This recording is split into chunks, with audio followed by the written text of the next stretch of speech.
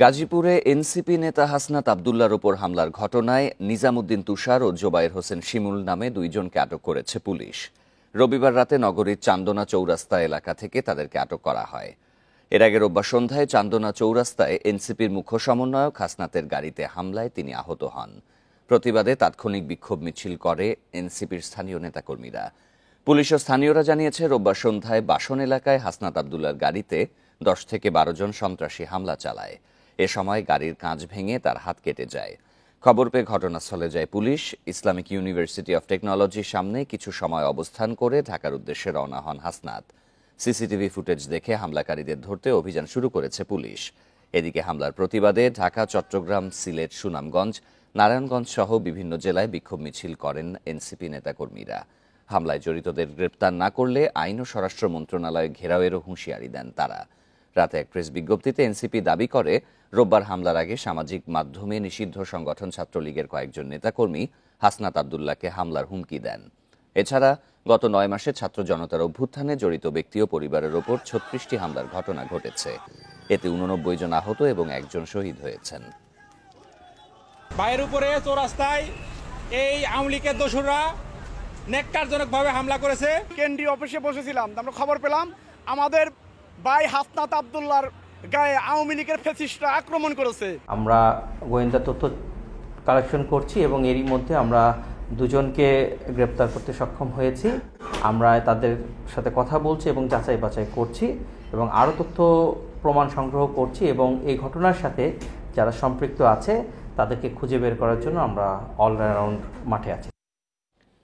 এ নিয়ে আরও তথ্য জানাতে গাজীপুর থেকে যোগ দিচ্ছেন সহকর্মী আবুল হাসান। হাসান, যে দুইজনকে আটক করা হয়েছে তাদের পরিচয় সম্পর্কে পুলিশ কি তথ্য জানিয়েছে? আর পুলিশ তো বলছে যে বাকিদের ধরার জন্যও তারা সিসিটিভি থেকে বাকি সবকিছু পর্যবেক্ষণ করছেন। এ বিষয়ে পুলিশ কি জানিয়েছে সর্বশেষ?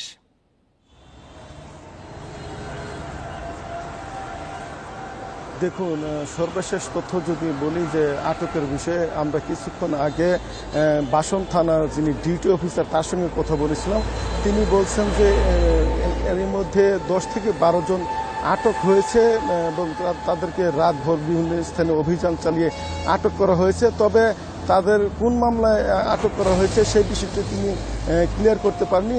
তিনি বলছেন যে এগুলো যাচাই বাছাই হচ্ছে এবং পুলিশের ঊর্ধ্বতন কর্মকর্তারা 9টার পরে আনুষ্ঠানিকভাবে এই বিষয়টি জানাবেন বলে আমরা জানতে পেরেছি। এবং গতকাল রাতে অভিযান চালিয়ে চান্দনা চৌরাস্তা থেকে দুজনকে আটক করা হয়েছে এবং এই দুজন কিন্তু আওয়ামী লীগের নেতাকর্মী বলে আমরা পুলিশের মাধ্যমে জেনেছি। আপনি জানেন যে গতকাল সন্ধ্যায় হাসনাত আবদুল্লাহর গাড়ি চান্দনা চৌরাস্তা এলাকা অতিক্রম করছিল, তখন 10 থেকে 12 জন দুর্বৃত্ত মোটরসাইকেল যুগে সেখানে তার গাড়িতে হামলা করে এবং সেই গাড়ির কাঁচ ভাঙচুর করে এবং হাসনাত আবদুল্লাহর হাত রক্তাক্ত হয়। পরবর্তীতে হাসনাত আবদুল্লাহ কিন্তু ঘটনাস্থল থেকে দ্রুত সরে গিয়ে বোটবাজার এলাকায় আইইউটির যে এলাকাটি আছে সেখানে অবস্থান নেন এবং পরবর্তীতে সেখানে কিছু সময় অতিবাহিত করে তিনি পুলিশ নিরাপত্তায় ঢাকায় পৌঁছেন বলে আমরা জানতে পেরেছি। এবং এই ঘটনার প্রতিবাদে তাৎক্ষণিকভাবে কিন্তু সিসিটিভি যারা নেতাকর্মী অর্থাৎ যে এনসিপির যে নেতাকর্মী এবং ইসলামী ছাত্র শিবিরের নেতাকর্মী তারা কিন্তু বোটবাজার এলাকায় এবং এখানে চান্দনা চৌরাস্তা এলাকায় আলাদাভাবে বিক্ষোভ মিছিল করে এবং তারা বলছেন যে এই ঘটনার সাথে আওয়ামী লীগের নেতাকর্মীরা জড়িত এবং দ্রুততম সময়ে যারাই হামলার সঙ্গে জড়িত তাদেরকে গ্রেপ্তারের দাবি জানান এবং দ্রুত যারা এখানে দুর্বৃত্ত তাদেরকে আইনে আওতায় এবং শনাক্ত করে গ্রেপ্তারের দাবি জানিয়েছেন তারা। এবং এই ঘটনার পর কিন্তু আমরা পুলিশের সঙ্গে কথা বলছিলাম। পুলিশ বলছে যে একাধিক টিম তারা মাঠে কাজ করছেন এবং এই ঘটনার যে সিসিটিভি ফুটেজ সেগুলো সংগ্রহ করে পর্যালোচনা করা হচ্ছে এবং পুলিশের ভাষ্য হচ্ছে যে এখন পর্যন্ত এই ঘটনায় কোনো মামলা হয়নি, যেহেতু একজন রাজনৈতিক শীর্ষ নেতা একটি দলের হামলার ঘটনা জড়িত এখানে হামলা শিকার হয়েছেন। সেই ব্যাপারে পুলিশ বলছেন যে এখানে যারা নেতাকর্মী যদি ওই এনসিপির নেতাকর্মী বাদী হয়ে এখানে অভিযোগ দেন, সেখানে দ্রুতই তারা সেই অভিযোগ মামলা হিসেবে নেবেন এবং যে পরবর্তী যে আইনি প্রক্রিয়া সেটি তারা করবেন বলে। নিশ্চয়ই পুলিশ পরবর্তীতে কি পদক্ষেপ নেয় আপনার মাধ্যমে আমরা তা দর্শকদের জানাবো। সংস্কার নিয়ে বিএনপির অবস্থানকে প্রশ্নবিদ্ধ করার চেষ্টা চলছে বলে মন্তব্য করেছেন দলটির মহাসচিব মির্জা ফখরুল ইসলাম আলমগীর। এটি রাজনৈতিক উদ্দেশ্য প্রণোদিত বলে মনে করেন তিনি। রোববার জাতীয় প্রেস ক্লাবে বিশ্ব মুক্ত গণমাধ্যম দিবসের আলোচনা সভায় এসব কথা বলেন বিএনপি মহাসচিব। বিশ্ব মুক্ত গণমাধ্যম দিবস উপলক্ষে জাতীয় প্রেস ক্লাবে আলোচনা সভার আয়োজন করে সম্পাদক পরিষদ। এতে অংশ নেন রাজনীতিবিদ ও সাংবাদিক নেতারা। গণমাধ্যম আগের চেয়ে তুলনামূলকভাবে স্বাধীন বলে মন্তব্য করেন সম্পাদকরা। তবে সাংবাদিকদের বিরুদ্ধে মামলা নিয়েও উদ্বেগ প্রকাশ করেন তারা। আমাদের মধ্যে যে অনৈক্য, বিভাজন আমাদের সবচেয়ে বেশি ক্ষতি করছে। এই অবস্থায় আমি আশা করব পত্রিকায় ইদানিং আবার টেলিভিশনে যে বিভেদ সৃষ্টি হয়েছে, এটা অবিলম্বে বন্ধ হওয়া উচিত। ডিজিটাল আইনেও 200-র মতন বোধহয় বা কিছু বেশি সাংবাদিক হয়েছিল। 266 সাংবাদিক আজকে খুনের মামলা অথবা ভায়োলেন্ট ক্রাইমের আসামি। এটা আমি সাংবাদিকতা এবং আপনাদের সবাইকে বলছি, এটা আমাদের অসম্মানের কারণ। এ সময় বিএনপিকে সংস্কার বিরোধী হিসেবে অপপ্রচারের সমালোচনা করেন বিএনপি মহাসচিব। আমাদেরকে আবার আপনার প্রশ্নবিদ্ধ করে অন্য পথে দেখানোর চেষ্টা করা, এটার পেছনে কিছু রাজনৈতিক উদ্দেশ্য থাকলেও থাকতে পারে। তবে আমরা আপনাকে নিশ্চিত করতে পারি যে আমরা সংবাদপত্রের স্বাধীনতায় বিশ্বাস করি, শুধু নয়, এটা আমাদের বিশ্বাস, আস্থা, এবং এটাকে আমরা যদি কখনো আমরা সুযোগ পাই সরকারিভাবে, সেখানেও আমরা এটাকে এস্টাবলিশ করব। না পেরে বিরোধী থাকলে সেখানেও আমরা সেটাকে এস্টাবলিশ করার জন্য আমরা লড়াই সংগ্রাম আমাদের চালিয়ে যাব। গণমাধ্যমের স্বাধীনতার জন্য বিএনপি সবচেয়ে বেশি কাজ করেছে বলেও দাবি করেন মির্জা ফখরুল। Jahanara Parvin, independent news, Dhaka. সাংবাদিকরাও প্রশ্নের ঊর্ধ্বে নন, তাদেরও জবাবদিহি থাকা উচিত বলে মনে করেন তথ্য উপদেষ্টা মাহফুজ আলম। আর গণমাধ্যম সংস্কার কমিশনের প্রধান কামাল আহমেদ বলেন, ন্যায্য পারিশ্রমিক ও নীতিগত সহায়তা ছাড়া গণমাধ্যমের স্বাধীনতা নিশ্চিত করা সম্ভব নয়। রোববার ধানমন্ডিতে মুক্ত গণমাধ্যম দিবসের আলোচনায় তারা এসব কথা বলেন। বিশ্ব মুক্ত গণমাধ্যম দিবস উপলক্ষে এ সেমিনার, যেখানে রাজনৈতিক পট পরিবর্তনের আগে পরের গণমাধ্যমের নানা দিক উঠে আসে। নিজেদের সমস্যা ও সীমাবদ্ধতার কথা তুলে ধরেন সংবাদকর্মী ও গণমাধ্যম মালিকরা। ডিজিটাল অ্যাক্টে কেন জেলখানা জীবন দিতে হবে? মুশতাক আহমেদের মতো লোককে কেন জীবন দিতে হয়েছে? কি অপরাধ ছিল মুশতাক সাহেবের? এই কথা নিয়ে কেউ কখনো কথা বলেছি? কথা বলার মতন কারো অবস্থা ছিল না। খারাপ প্রশ্ন হয়েছে, এই অভিযোগে সেই হাউসগুলি ঘেরাও করার হুমকি দেওয়া হয়। যদি গরু জবাইয়ের হাত থেকে বাঁচার জন্য মিডিয়া হাউসের সামনে আর্মি আর পুলিশ মোতায়েন করতে হয়, তাহলে কিভাবে সাংবাদিকতা হবে? সেমিনারে তথ্য উপদেষ্টা মন্তব্য করেন, বিগত সরকারের আমলে গণমাধ্যমকে রাজনৈতিক উদ্দেশ্যে ব্যবহার করা হয়েছে, যে জন্য প্রতিষ্ঠান নীতি নির্ধারকরাও প্রশ্নের ঊর্ধ্বে নয়। আমরা মনে করি সরকার যথেষ্ট চেষ্টা করতেছে সংবাদ মাধ্যম যাতে স্বাধীনভাবে কাজ করতে পারে, এবং যারা সাংবাদিক আছে তারা যেন সুরক্ষা পায় এবং হয়রানি মামলা থেকে শুরু করে যা যা আছে সেসব হয়রানি থেকে মুক্তি পায়। কিন্তু আমি মনে করি যে কোনো ফ্রিডমে, দুনিয়ার কোনো ফ্রিডমেই আনকন্ডিশনাল না। এ সময় সংস্কার কমিশনের প্রধান জানান, আর্থিক নিরাপত্তায় আপোষ করতে বাধ্য হন সাংবাদিকরা। তাদের বিরুদ্ধে এখনো মিথ্যা মামলা হচ্ছে। আমাদের পেশার লোকেরা বাইরেও প্রশাসনের কর্মকর্তারাও বলেছেন যে সাংবাদিকদের বেতন ভাতার ব্যাপারটা আপনারা একটু দেখেন, এটা ঠিক না করলে সমস্যার সমাধান হবে না। সাংবাদিকদের বেতন ভাতার কথা যেমন বলেছি, তেমনি গণমাধ্যম যাতে একটা টেকসই ব্যবসার মডেল উদ্ভাবন করতে পারে, একটা টেকসই ব্যবস্থায় তাদের ব্যবসা পরিচালনা করতে পারে, সেজন্যও কতগুলো নীতিগত সিদ্ধান্ত নেওয়ার জন্য সুপারিশ করেছি সরকারের কাছে। স্বাধীনতা নিশ্চিত করতে গণমাধ্যমেও গণতন্ত্র প্রয়োজন বলে মনে করেন কমিশন প্রধান। Adilur Rahman, independent news, Dhaka. দুই উপদেষ্টার সাবেক এপিএস পিওর বিরুদ্ধে অনুসন্ধান শুরু করেছে দুর্নীতি দমন কমিশন দুদক। তদবির বাণিজ্যের অভিযোগের প্রাথমিক প্রমাণ পাওয়ায় তাদের বিরুদ্ধে অনুসন্ধান হয়। এছাড়া এনসিপির সাবেক নেতা সালাউদ্দিন তানভীরের বিরুদ্ধে অনুসন্ধান শুরু করেছে দুদক। রোববার দুপুরে এসব তথ্য জানান সংস্থাটির মহাপরিচালক আক্তার হোসেন। সম্প্রতি শত কোটি টাকার তদবির বাণিজ্যের অভিযোগ ওঠে অন্তর্বর্তীকালীন সরকারের উপদেষ্টা আসিফ মাহমুদ সজীব ভুঁইয়ার সাবেক এপিএস মোয়াজ্জেম হোসেন ও স্বাস্থ্য উপদেষ্টা নূরজাহান বেগমের সাবেক ব্যক্তিগত কর্মকর্তা তুহিন ফারাবীর বিরুদ্ধে। একইভাবে এনসিপি থেকে অব্যাহতি পাওয়া সাবেক যুগ্ম সদস্য সচিব সালাউদ্দিন তানভীরের বিরুদ্ধে কমিশন বাণিজ্যেরও অভিযোগ ওঠে। সুনির্দিষ্ট অভিযোগের ভিত্তিতে তাদের বিরুদ্ধে অনুসন্ধানে নামে দুদকের গোয়েন্দারা। তথ্য প্রমাণের ভিত্তিতে এবার প্রকাশ্য অনুসন্ধানে নেমেছে সংস্থাটি। দুজন উপদেষ্টা যে এপিএস পিএস এবং আরও একজন সমন্বয়কের সাবেক সমন্বয়কের বিরুদ্ধে অনুসন্ধানের সিদ্ধান্ত গৃহীত হয়েছে। ন্যাশনাল লাইফ ইন্স্যুরেন্সের জমি ক্রয়ে অস্বাভাবিক দাম নির্ধারণের মাধ্যমে প্রায় 3 কোটি টাকা আত্মসাতের অভিযোগে বেঙ্গল গ্রুপের চেয়ারম্যান মোর্শেদ আলম, তার ভাই ও ছেলের বিরুদ্ধে মামলা করেছে দুদক। অস্বাভাবিক মূল্য বৃদ্ধি দেখিয়ে কনফ্লিক্ট অফ ইন্টারেস্ট থাকা সত্ত্বেও ন্যাশনাল লাইফ ইন্স্যুরেন্সের চেয়ারম্যান হিসাবে তার ভাইয়ের নিকট থেকে অধিক মূল্যে প্রতারণা ও জালিয়াতির আশ্রয় নিয়ে বাজার মূল্যের চেয়ে বেশি মূল্যে ফ্লোর ভাড়া নিয়ে এই অর্থ আত্মসাৎ করা হয়েছে। এছাড়া 11 কোটি টাকার অবৈধ সম্পদ অর্জনের অভিযোগে টেক্সাস অ্যাপিলেট ট্রাইব্যুনালের সাবেক সদস্য রঞ্জিত কুমার তালুকদার ও তার স্ত্রীর বিরুদ্ধে মামলা করেছে দুদক। রিশাদ হুদা, ইন্ডিপেন্ডেন্ট নিউজ, ঢাকা। পুলিশের লুঠো অস্ত্রে বিভিন্ন অপরাধ সংঘটিত হওয়ায় উদ্বেগে নারায়ণগঞ্জবাসী। গত বৃহস্পতিবার ফতুল্লায় এক ব্যবসায়ীকে গুলিতে ব্যবহার করা হয় থানার লুটের অস্ত্র। 3 মাসের জেলায় দুর্বৃত্তের গুলিতে নিহত হন 3 জন। বিভিন্ন সংঘর্ষে গুলিবিদ্ধ অর্ধশতাধিক। 5ই আগস্ট জেলার 2টি থানা ও রাইফেল ক্লাব থেকে মোট 153টি অস্ত্র খোয়া যায়, যার মধ্যে উদ্ধার হয়েছে 111টি।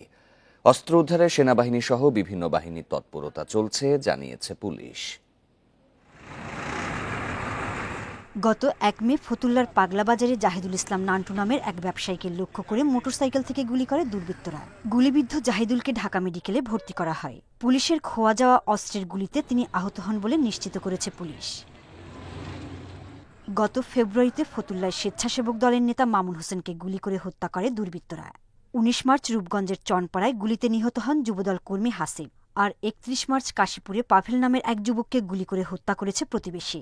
গত 3 মাসে সিদ্ধিরগঞ্জ রূপগঞ্জের সংঘর্ষে গুলিবিদ্ধ অর্ধশতাধিক।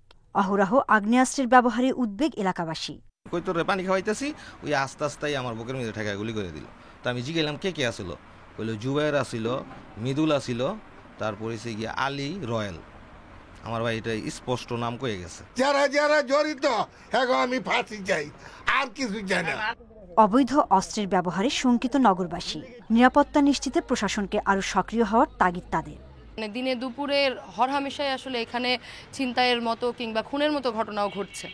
পুলিশ জানিয়েছে ক্ষমতাচ্যুত দলের কর্মীদের হাতে থাকা অবৈধ অস্ত্র এখনো পুরোপুরি উদ্ধার হয়নি। লুট হওয়া ও অবৈধ অস্ত্র উদ্ধারে সর্বোচ্চ গুরুত্ব দিয়ে অভিযান চলমান আছে, জানালেন জেলা প্রশাসক। যে অবৈধ অস্ত্রগুলো কিভাবে উদ্ধার করা যায় সেই লক্ষ্যে কাজ করে যাচ্ছি। আমাদের র্যাব, পুলিশ সহ অন্যান্য সংস্থাগুলো এবং বিশেষ করে ইন্টেলিজেন্সকে আমরা কাজে লাগাচ্ছি কিভাবে আমরা এই অস্ত্রগুলো উদ্ধার করি। 5ই আগস্টের আগে এই শহরে কিভাবে অবৈধ অস্ত্রের প্রদর্শনী করেছে একটা ক্ষমতাসীন দল যারা ছিল তাদের লোকজন, সেসব অস্ত্রগুলো যে আমরা সব উদ্ধার করতে পেরেছি তা না, সে অস্ত্রগুলো এখনো শহরে আছে। সন্দেহভাজন অবৈধ অস্ত্র ব্যবহারকারীদের নজরদারিতে রাখা হয়েছে, বলছে আইনশৃঙ্খলা বাহিনী। Independent news. সীমান্তে বিএসএফের বাধার কারণে ফেনীর পরশুরামে বল্লামুখা বাঁধের সংস্কার কাজ ব্যাহত হওয়ার অভিযোগ উঠেছে। জুনে শেষ হওয়ার কথা থাকলেও এখনও অর্ধেক কাজ বাকি। বর্ষার আগে 250 মিটার বাঁধের মেরামত শেষ না হলে আবারও বন্যার শঙ্কায় স্থানীয়রা। তবে কর্মকর্তারা বলছেন বিজিবির পাহারায় আইন মেনে কাজ চলছে, নির্ধারিত সময়ই শেষ হবে। গত আগস্টের ফেনীর পরশুরাম সীমান্তের শূন্যরেখায় ভারতীয় অংশে বল্লামুখা বাঁধ কেটে দেয় বিএসএফ। সৃষ্টি হয় ভয়াবহ বন্যার। পানিবন্দী হয়ে পড়েন ফেনী ও আশেপাশের কয়েকটি উপজেলার লাখো মানুষ। বন্যার 6 মাস পর পানি উন্নয়ন বোর্ড বাংলাদেশ অংশে বাঁধ সংস্কার শুরু করে। তবে প্রথম দিকে বিএসএফ বাধা দিলে পরে বিজিবির হস্তক্ষেপে কাজ শুরু হয়। তাদের পাহারায় ধীরগতিতে চলছে কাজ। এখন পর্যন্ত অগ্রগতি 50%। কিছুদিন পরে বন্যা আসবে, আবার আমরা প্লাবিত হয়ে যাব। এর জন্য আমরা দ্রুত কাজ মেরামত নির্মাণ চাই। কিছু অংশ 150 গজের ভিতরে পড়ছে আর কি, ওইখানে বিএসএফ বাধা দিছিল, যদিও পরে আমাদের বিডিআর সেটা মানে নাই, কাজ করতে বলছে। 3 দিন নাকি কাজ বন্ধ রাখবে, আমাদের বিজিবি বলছে না, আমরা কাজ চলমান থাকবে, কাজ চলতেছে। আমাকে বলছে দেখো তোমরা কাজ চালাও। যৌথ নদী কমিশনের আওতায় এই বাঁধের কাজ চলছে। নির্দিষ্ট সময়ে সংস্কার শেষ করার আশা পানি উন্নয়ন বোর্ডের।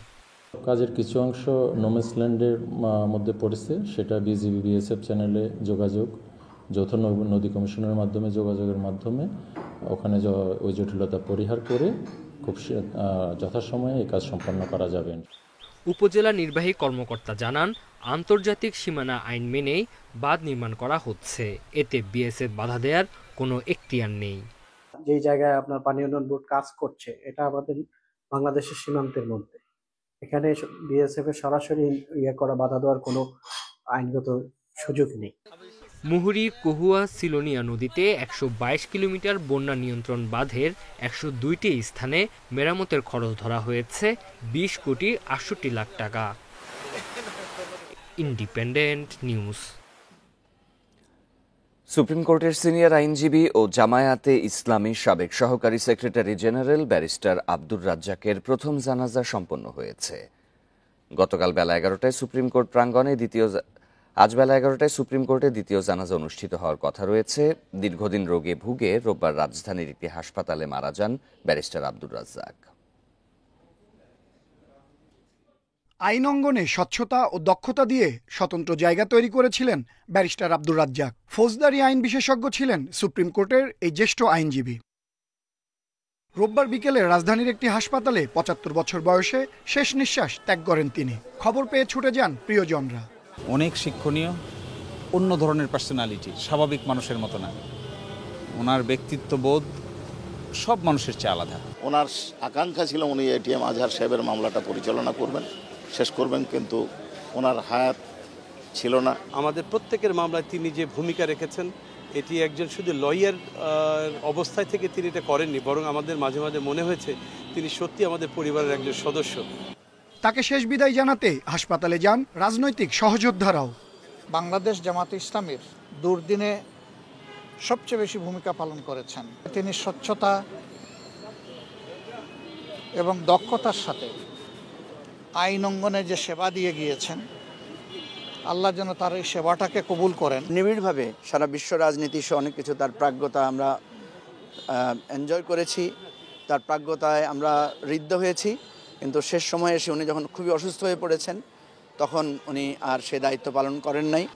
ধানমন্ডির তাকওয়া মসজিদে বাদ এশা ব্যারিস্টার রাজ্জাকের প্রথম জানাজা হয়। আমার আব্বা ব্যারিস্টার আব্দুর রাজ্জাক ইন্তেকাল করেছেন। ইন্না লিল্লাহি ওয়া ইন্না ইলাইহি রাজিউন। আপনারা সবাই ওনার জন্য দোয়া করবেন। 71-এ মানবতা বিরোধী অপরাধের বিচারের জন্য গঠিত আন্তর্জাতিক অপরাধ ট্রাইব্যুনালে আসামি পক্ষের প্রধান কৌশলী ছিলেন আব্দুর রাজ্জাক। 2019 সালে তিনি জামায়াত থেকে পদত্যাগ করে এবি পার্টির উপদেষ্টার দায়িত্ব নেন। দীর্ঘদিন ধরে ক্যান্সারে চিকিৎসাধীন ছিলেন ব্যারিস্টার আব্দুর রাজ্জাক। 21 এপ্রিল তাকে হাসপাতালে ভর্তি করা হয়। যুক্তরাজ্য থেকে 26 ডিসেম্বর দেশে ফেরেন সুপ্রিম কোর্টের এই জ্যেষ্ঠ আইনজীবী। আনোয়ার সাদাত নূর, ইন্ডিপেন্ডেন্ট নিউজ, ঢাকা। ভোক্তা পর্যায়ে 19 টাকা কমে 12 কেজির বোতলজাত এলপিজির দাম 1431 টাকা নির্ধারণ করেছে নিয়ন্ত্রক সংস্থা বাংলাদেশ এনার্জি রেগুলেটরি কমিশন। চলতি মাসের জন্য এই দর ঘোষণা করেন সংস্থাটির চেয়ারম্যান জালাল আহমেদ। রোববার বিইআরসি কার্যালয়ে সংবাদ সম্মেলনে এই দাম ঘোষণা করা হয়। গত এপ্রিলে 12 কেজি সিলিন্ডারের দর ছিল 1450 টাকা। অন্যদিকে চলতি মাসে অটো গ্যাসের দাম লিটারে 84 পয়সা কমিয়ে 65 টাকা 57 পয়সা নির্ধারণ করা হয়, যা গেল মাসে ছিল 66 টাকা 41 পয়সা। মূলত 2021 সালের এপ্রিল থেকে এলপিজির দাম নির্ধারণ করে আসছে বিইআরসি। প্রতি মাসে প্রোপেন ও বিউটেনের সৌদি কার্গো মূল্য ধরে দেশে এলপিজির দাম সমন্বয় করে সরকারি সংস্থাটি। জন্য যেটা সৌদি কন্ট্রাক্ট প্রাইস, এটা কমেছে গত মাসের তুলনায়, এবং এক্সচেঞ্জ রেট যেটা সেটিও নেগলিজেবল, অত্যন্ত সামান্য কমেছে। যে কারণে আমাদের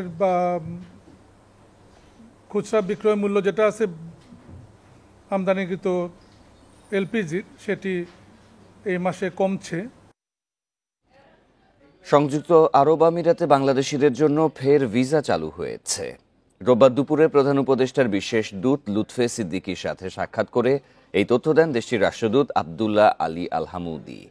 রাষ্ট্রদূত জানান, ইউএই দূতাবাস প্রতিদিন 30 থেকে 50 জনকে ভিজিট ভিসা দিচ্ছে। এর মধ্যে বিপণন ব্যবস্থাপক সহ বিভিন্ন পেশাদার ব্যক্তিদের জন্য ভিসা দেয়া হয়েছে। এছাড়া 500 নিরাপত্তা কর্মীর ভিসা ইস্যু করা হয়েছে এবং আরও 1000 ভিসা শিগগিরই দেয়া হবে। প্রধান উপদেষ্টার বিশেষ দূতের আশা, ইউএই ধাপে ধাপে ভিসা নিষেধাজ্ঞা আরও শিথিল করবে। এদিকে সীমিত পরিসরে ভিসা চালু করাকে স্বাগত জানিয়েছে association of travel agents of Bangladesh.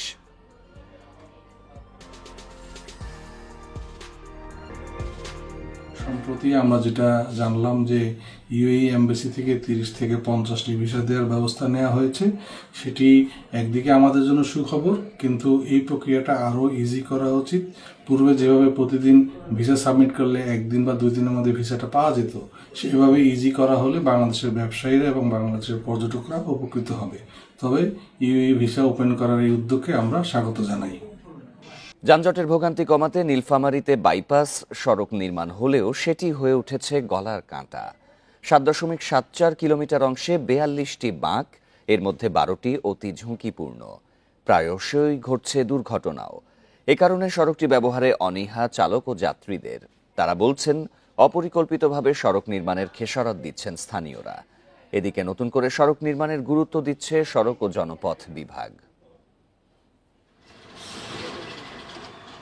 যানজট কমাতে 2020 সালে 23 কোটি টাকা ব্যয়ে নির্মাণ করা হয় সৈয়দপুর ডোমার মহাসড়কের প্রধান বাইপাস সড়ক। 7.74 কিলোমিটার সড়কে বাঁক 42টি, এর মধ্যে অতি ঝুঁকিপূর্ণ 12টি। এতগুলো বাঁক থাকায় সড়কটিতে ভারী যানবাহন নিয়ে যেতে চান না চালকরা। তাদের দাবি, অতিরিক্ত বাঁকের কারণেই প্রায়ই ঘটছে দুর্ঘটনা। বাইপাস সচরাচর ছোট হয় না, তুলনামূলক এই রাস্তাটা অনেক ছোট, আর এই রাস্তাটা অনেক টার্নিং বেশি। একটা ট্রাক যখন এই বাঁকগুলা ঘুরাবে তখন পিছনে আরো 50-100 ট্রাক দাঁড়ায় থাকে। বাইপাস সড়কটি খুব একটা কাজে না আসায় শহরের মূল সড়কে গাড়ির চাপ বেশি। রাত 10টার আগে মূল সড়কে ভারী যানবাহন ঢোকা নিষেধ থাকায় বিকেল থেকে অলস সময় পার করেন চালকরা। শহরের যে রাস্তাটা সেটা একটু ছোট চিকন, ওখানে যদি ট্রাক বাস ঢুকে তাহলে ওখানে যানজটের সৃষ্টি হয়। শহর দিয়ে গেলে আমাদের 10 মিনিট দরকার, বাইপাস দিয়ে গেলে আধা ঘন্টা 40 মিনিট, এমন সময় জ্যামও লাগা যায়, ঘন্টাখানে লাগে। 18 ফিট থেকে সড়কটি আরও প্রশস্ত করার এবং বাঁকগুলো সরলীকরণের দাবি এলাকাবাসীর। প্রায় 8 কিলোমিটার রাস্তায় এত বাঁক যে বাঁকের মাধ্যমে যখন তখন দুর্ঘটনার সৃষ্টি হতে পারে। আমরা আশু দাবি করি যে অতি সত্বর এই রাস্তাটা সুন্দর করে মানুষের যোগাযোগের, মানুষের চলাচলের সুব্যবস্থা করে। সড়ক ও জনপথ বিভাগ বলছে, এ বিষয়ে ব্যবস্থা নিতে সুপারিশ করা হয়েছে। জোর দেওয়া হচ্ছে নতুন করে সড়ক নির্মাণে। বাঁকগুলো আমরা সরল করতে পারতেছি না, কারণ আমাদের এখানে অধিগ্রহণকৃত ভূমি নেই। বিষয়টি আমরা ঊর্ধ্বতন কর্তৃপক্ষের নজরে এনেছি এবং একটি শহর বাইপাস করে একটি প্রকৃত বাইপাস সড়ক নির্মাণের জন্য আমরা সম্ভবত যাচাই করতেছি। 4 বছর ধরে কোনো সুরাহা না হলেও কর্তৃপক্ষ বলছে সড়কটিতে দুর্ভোগ কাটাতে প্রক্রিয়া চলমান। Independent news. দুরারোগ্য ব্যাধির চিকিৎসায় আলোর পথ দেখাতে পারে বাংলাদেশ। বায়োটেক পদ্ধতিতে ক্যান্সারের চিকিৎসায় ওষুধ তৈরিতে অনেক দূর এগিয়ে গেছে দেশের বেসরকারি প্রতিষ্ঠানগুলো। বিশেষজ্ঞরা বলছেন, সঠিকভাবে বাজারজাত করা গেলে ব্যয়বহুল এসব ওষুধের দাম থাকবে হাতের নাগালে। ওষুধ চাহিদার প্রায় 98% পূরণ করে দেশীয় ফার্মাসিউটিক্যালসগুলো। এসব কারখানায় এখন তৈরি হয় বিশ্বমানের ওষুধ, কিন্তু সক্ষমতা থাকার পরও কিছু ক্ষেত্রে সরকারের নীতি সহায়তার অভাবে রপ্তানির দৌড়ে এখনও অনেকটা পিছিয়ে দেশের ওষুধ শিল্প। খাত সংশ্লিষ্টরা বলছেন, সরকারি সহায়তা পেলে বৈশ্বিক ওষুধের বাজারে ভালো দখল নেওয়া যাবে। তাদের দাবি, ক্যান্সার সহ দুরারোগ্য ব্যাধির চিকিৎসার নতুন দিগন্তের সূচনা হতে পারে দেশ থেকেই।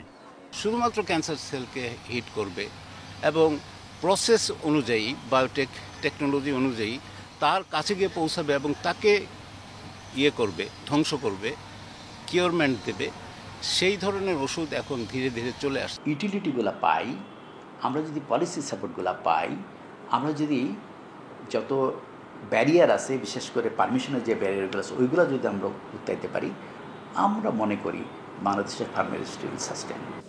ঘোষণা অনুযায়ী 2026 সালে এলডিসি উত্তরণ হলে শিল্প খাতে অনেক চ্যালেঞ্জ তৈরি হবে, যা মোকাবেলায় সরকারি সহায়তার পাশাপাশি ব্যবসায়ীদের সক্ষমতা বৃদ্ধি ও পণ্যের বৈচিত্র্য আনার পরামর্শ বিশেষজ্ঞদের। মানুষের যে ডিজিজ, সেই জায়গা যে আমাদের স্বাবলম্বী, সেই জায়গাটা ধরে রাখা সম্ভব। একই সাথে ফরেন কারেন্সি আর্নিংস এর ক্ষেত্রে বিদেশি মুদ্রা অর্জনের মাধ্যমে আমার বিদেশি কারেন্সির উপর যে প্রেসার, সেটাকেও লাঘব করতে কিন্তু ভালো ভূমিকা পালন করবে। দেশে এখন প্রায় 1.5 শতাধিক কারখানায় 5000 ব্র্যান্ডের বেশি ওষুধ উৎপন্ন হয়। Shahid Ahmed, independent news, Dhaka.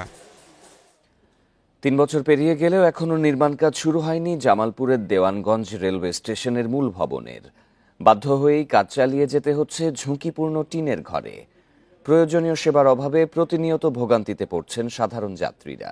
Station master বলছেন, কয়েক দফা জানানোর পরও মিলছে না সমাধান। দেশের প্রাচীনতম রেল স্টেশনের একটি দেওয়ানগঞ্জ রেল স্টেশন। 1919 সালে প্রতিষ্ঠিত রেল স্টেশনটি একসময় উত্তরাঞ্চলের 8 জেলার সংযোগস্থল ছিল। বর্তমানে 3 জেলার 5 উপজেলার মানুষ রাজধানী ঢাকার সঙ্গে যুক্ত হন এই স্টেশন দিয়েই। চলাচল করে 7টি ট্রেন। নতুন স্টেশন নির্মাণের প্রতিশ্রুতিতে 2021 সালে ভেঙে ফেলা হয় পুরনো ভবন। 3 বছর পেরিয়ে গেলেও বাস্তবায়ন হয়নি প্রতিশ্রুতি। এতে প্রতিনিয়ত দুর্ভোগ পোহাতে হচ্ছে যাত্রীদের। প্ল্যাটফর্মের অবস্থা খুবই খারাপ। ফ্যান নাই, পায়খানা নাই, মহিলাদের জন্য কোনো টয়লেটের ব্যবস্থা নাই। স্টেশন মাস্টারের যে রুম এবং টিকিট যে কাউন্টার, এটা নেই এবং যাত্রীদের বিশ্রামাগার নেই। আঙ্গ তো অসুবিধা থাকার জায়গা নাই, যে এটার মধ্যে থাকি সাবরা ঘরের তোলে, বৃষ্টি আলে করে পানি পড়ে, এখনো পানি পড়ে। এমন বেহাল অবস্থার কারণে প্রতিনিয়ত দুর্ভোগের শিকার হচ্ছেন স্টেশনের কর্মকর্তারাও। স্টেশন মাস্টার বলছেন, কয়েক দফা জানানোর পরও মিলছে না সমাধান। আমাদের এই দুর্ভোগের বিষয়টা আমরা ঊর্ধ্বতন কর্তৃপক্ষকে জানিয়েছি, তারা আশ্বাস দিয়েছে তারা বাজেট পেলে কাজ করবে। আর আমাদের এই গরমের সময় গরম, শীতের সময় শীত, আমরা প্রচণ্ড সমস্যায় আছি। নকশা জটিলতায় থেমে আছে স্টেশন নির্মাণ কাজ। এর বাইরে কোনো আশার বাণী শোনাতে পারেননি রেলওয়ে প্রকৌশল বিভাগ। Independent news. দেশের ব্যাংকগুলোকে আন্তর্জাতিক কার্ড প্ল্যাটফর্ম ব্যবহার করে বৈধভাবে রেমিটেন্স পাঠানোর অনুমতি দিয়েছে কেন্দ্রীয় ব্যাংক। এতে বিদেশে পড়াশোনা, চিকিৎসা, ভিসা ফি সহ নির্দিষ্ট কিছু খাতে টাকা পাঠানো আরও সহজ ও দ্রুত হবে। রোববার বাংলাদেশ ব্যাংক এক প্রজ্ঞাপনে এই সিদ্ধান্ত জানায়। এর আগে শুধু নিজস্ব নামে ইস্যুকৃত আন্তর্জাতিক কার্ড ব্যবহার করে ব্যাংকগুলো এই ধরনের রেমিটেন্স পাঠাতে পারত। নতুন নির্দেশনায় এই সুযোগকে আরও সম্প্রসারণ করা হয়েছে।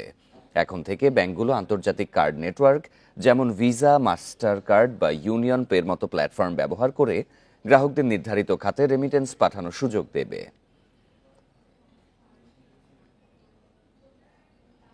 এই ছিল বিরতিহীন সংবাদে। আমন্ত্রণ পরের আয়োজনে।